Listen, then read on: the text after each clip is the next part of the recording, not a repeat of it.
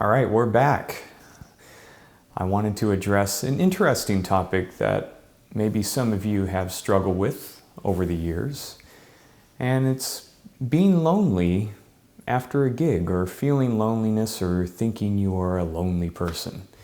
So this kind of came up at one of my gigs, and at the end, there's a feeling of withdrawal, not coming to somebody, to be with them.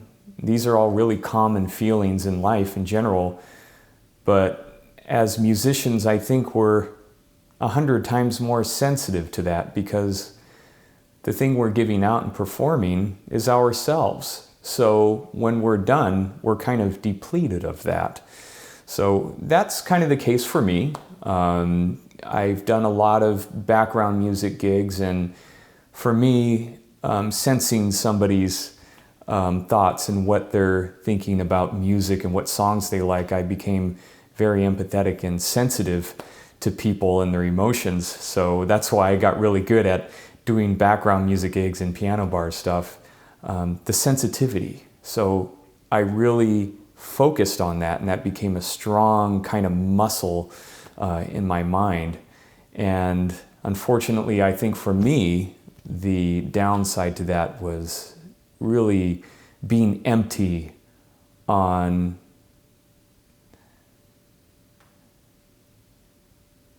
I'd have to say being empty. That could be it. Maybe just being empty of what I was giving, you know? It's a multifaceted thing, so depending on, what your hang-ups are and how you've been brought up, that could be a lot to do with it. So let me tell you a little bit about how I came about with these emotions and discovered where they came from. So what you can do is meditate, and in your meditation, ask your mind, what is this feeling that's coming up? So the mind is very good at recording every event in your life or every waking moment. It's very good at that. So if you ask it, it will recall some kind of memory that you've buried for many years. So in my case, it was really interesting. I noticed the feeling after the gig, and I said, you know what, maybe this would be a good time to sit down quietly and recall some memories or something like that. So what came up was going back to when I was in middle school. I had just been discovering music for the first time, and I was absorbed in it, but it was also a place of refuge and safety because I was getting picked on a little bit in school and stuff. So what I did was I retreated to the band practice room where the upright piano was in the practice room, and I went there during my lunch hour. And I did that most of the time, to retreat there and practice. So there was also a very small narrative that was going in my mind while I did this. Well, like any young person growing up in school, you have to have a sense of identity. And my identity was, I was to become somebody. I wanted to be something more than I was. And part of that narrative was, I have to shun myself away and not socialize as much so I could get good at doing music. So that was the narrative I fed myself. And, there's a plus side to where, yes, I did get good in a quick amount of time, but there's also a downside of that. So when I was finished playing in the practice room, it was time to go back to class. And I remember feeling a sense of withdrawal. I missed out on recess, lunchtime, being with my friends, playing outside. So there was that feeling of emptiness. So if one doesn't address that later on in their life, this thing could become buried by our mind. And when a certain event happens that elicits this type of feeling, like after a gig, I'm all done, everyone has gone home, now what? to me, that's what I sense the most. So it's important to really draw these feelings back to where they came from. So the other half of this is the meditation part.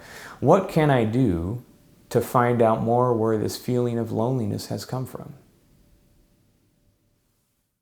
All right, so for this part of the meditation, as a musician, we have very busy minds. We wear many hats and we do a variety of things for making our career happen, and the last thing that we pay attention to sometimes is our own mind.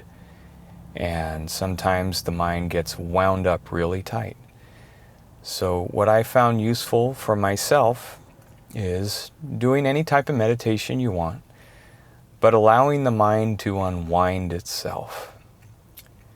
So this may take 5 minutes, 10 minutes, 20 minutes or more, but just letting that calm down.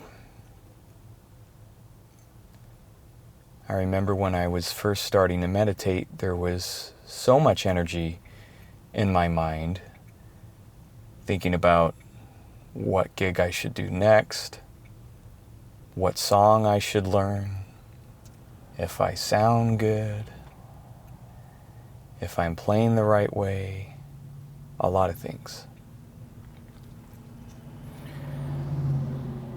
So just relax that, the grasping. Now it's important to not try to control the meditation. As a great meditation teacher once said, Adyashanti, great spiritual teacher, he said, just let everything be as it is. Can be tricky at first, but not trying to control in any way, shape, or form. As us musicians, it's sometimes so much that we control things, we just lose sight of our beingness and our very sense of stillness within. We need to stop the control. So even at meditation, there could be control there, but you just want to start to loosen the grasp a little bit. That could take form in just listening to the sound around you. As being a musician, we're so tied in to the sound and aware of it so much. This could actually be a great entry point for a great meditation. So I'm sitting in my car here right now. I'm by the ocean, so I could hear cars going by, sound of the waves, people.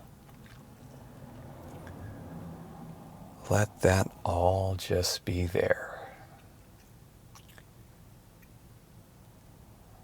So, when your mind is quiet, now you want to bring up the feeling that you had when you felt lonely after the gig.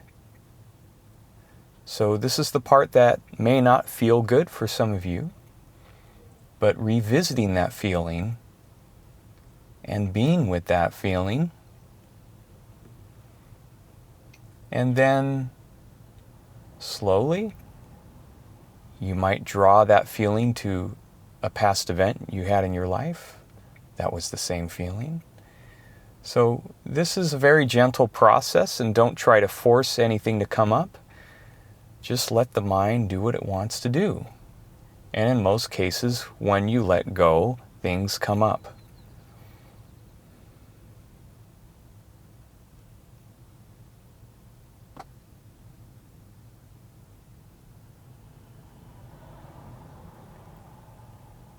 Sometimes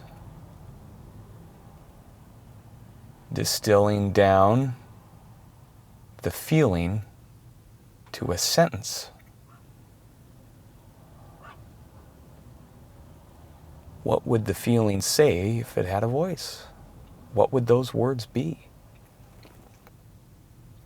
Just relax and enjoy the meditation.